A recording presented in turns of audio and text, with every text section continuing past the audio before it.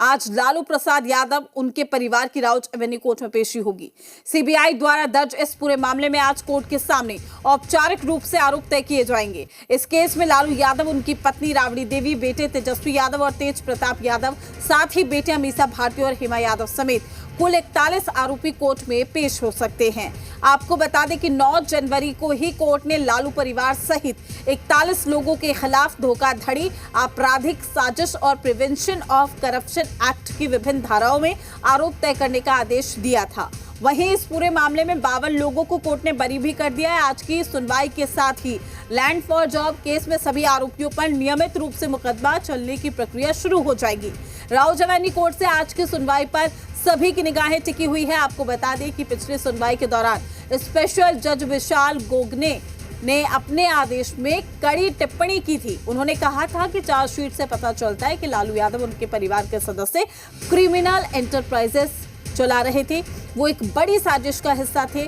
उन्होंने संपत्ति हासिल करने के लिए सरकारी नौकरियों की सौदेबाजी की। लालू यादव के करीबी लोगों ने जमीन के बदले नौकरी दिलाने में मदद की।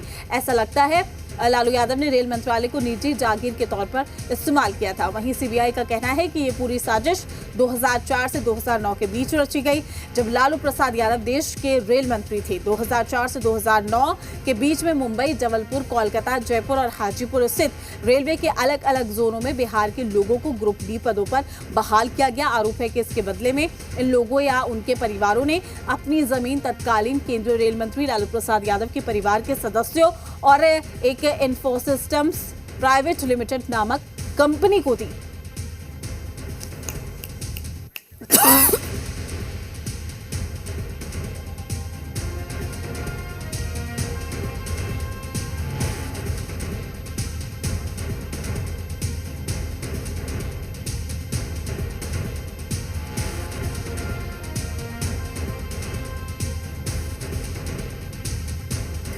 तमाम जानकारी के साथ दिल्ली से हमारे सहयोगी अरविंद सिंह हमारे साथ लाइव जुड़ चुके हैं। अरविंद, आज क्या कुछ जानकारी आपके पास, किस वक्त तक की सुनवाई?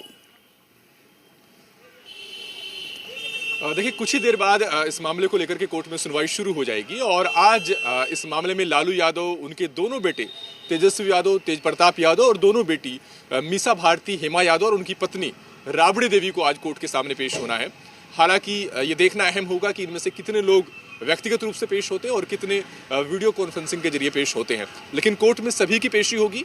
इसके अलावा वो जो बाकी आरोपी जिनके खिलाफ आरोप तय करने का आदेश दिया गया था कोर्ट की तरफ से, उन सब की भी आज कोर्ट में पेशी होगी।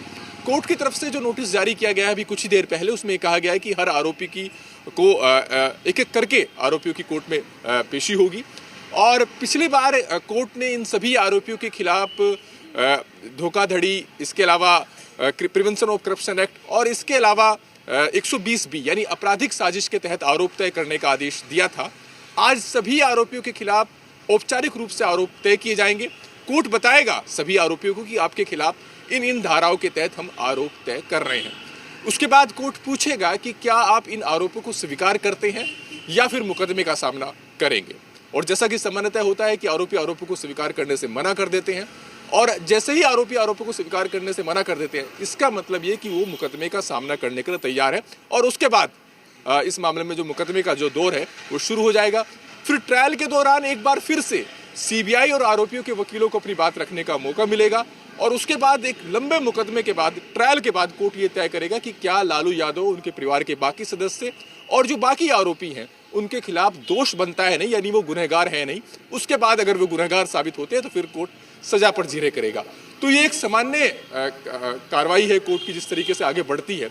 इसका एक अहम पड़ाव है जब कोर्ट औपचारिक रूप से सभी आरोपियों के खिलाफ आरोप तय करेगा और उनसे पूछेगा कि क्या वो आरोपों को स्वीकार करते हैं या फिर मुकदमे का सामना करेंगे। एक और जानकारी के लिए मैं बता दूं कि अगर इस स्टेज पर कोई आरोपी ये कहता है कि वो आरोपों को स्वीकार करता है तो फिर उसे मुकदमे का सामना नहीं करना होता, फिर सीधा सजा पर जीरे होती है। लेकिन ऐसा अमूमन होता नहीं है और आज के बाद जब आरोपी आरोपों को स्वीकार करने से मना कर देंगे तो इसका मतलब ये कि फिर वो मुकदमे का सामना करने के लिए तैयार होंगे, यहाँ से मुकदमा शुरू हो जाएगा। पिछली बार कोर्ट ने ये माना था सीबीआई की चार्जशीट के आधार पर, सीबीआई की तरफ से जो केस रखा गया था उसके आधार पर कि लालू यादव आपराधिक साजिश के सूत्रधार है, ये कोर्ट के आदेश में कहा गया था। और उन्होंने अपने परिवार के साथ मिलकर एक आपराधिक गिरोह की तरह काम किया, सरकारी नौकरियों को सौदेबाजी का जरिया बनाया और ताकि लोगों को नौकरी देने के नाम पर, नौकरी दिलाने के एवज में अपने परिवार के लोगों के नाम पर जमीन हासिल की जा सके। तो कोर्ट प्राइमा फेसी पहली नज़र में इस बात से कन्विंस था कि इस मामले में आरोप तय किए जा सकते हैं और यही वजह है कि कोर्ट ने इन सब के खिलाफ आरोप तय करने का आदेश दिया था। लेकिन आज औपचारिक रूप से आरोप तय किए जाएंगे और आरोपियों से कोर्ट पूछेगा कि क्या वो इन आरोपों को स्वीकार करते हैं नहीं।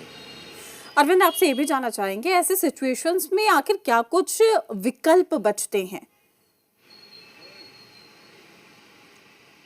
देखिए, एक तो विकल्प इन आरोपियों के पास ये है, लालू प्रसाद यादव और बाकी लोगों के खिलाफ, और उस विकल्प को कि वो इस मामले में आरोप तय करने के आदेश को हाई कोर्ट में चुनौती दे सकते हैं और निचली अदालत में जो कार्रवाई चल रही है उस पर रोक की मांग कर सकते हैं। तो ऊंची अदालत जाने का विकल्प उनके पास पहले से ही है। इससे पहले आपको याद होगा कि IRCTC घोटाले में भी लालू यादव, तेजस्वी यादव और राबड़ी यादव के खिलाफ इसी अदालत ने आरोप तय किए थे और इन तीनों ने ही उस आदेश के खिलाफ हाईकोर्ट का रुख किया था। तो इस वाले मामले में भी आरोप तय करने के आदेश के खिलाफ वो हाईकोर्ट जा सकते हैं, ये विकल्प उनके पास खुला हुआ है। दूसरा ये कि अगर वो मुकदमे का सामना करते हैं तो यहाँ पर भी उनके वकीलों के पास एक विकल्प रहेगा कि वो मुकदमे के दौरान, दलीलों के दौरान खुद को निर्दोष साबित कर सके। तो दोनों विकल्प उनके पास हैं। आरोप तय करने के आदेश के खिलाफ वो हाई कोर्ट का रुख कर सकते हैं, हाई कोर्ट से अगर निराशा हाथ लगती है तो फिर सुप्रीम कोर्ट भी जा सकते हैं, और दूसरा विकल्प ये कि वो निचली अदालत में मुकदमे का सामना करते हुए अपने वकीलों के जरिए अपनी बात को रख सकते हैं निचली अदालत में। अरविंद, तमाम जानकारी साझा करने के लिए आपका शुक्रिया। आप नजर बनाए रखिएगा, तमाम अपडेट हम आपसे लेते रहेंगे। बड़ी खबर है, बिहार में उद्योगों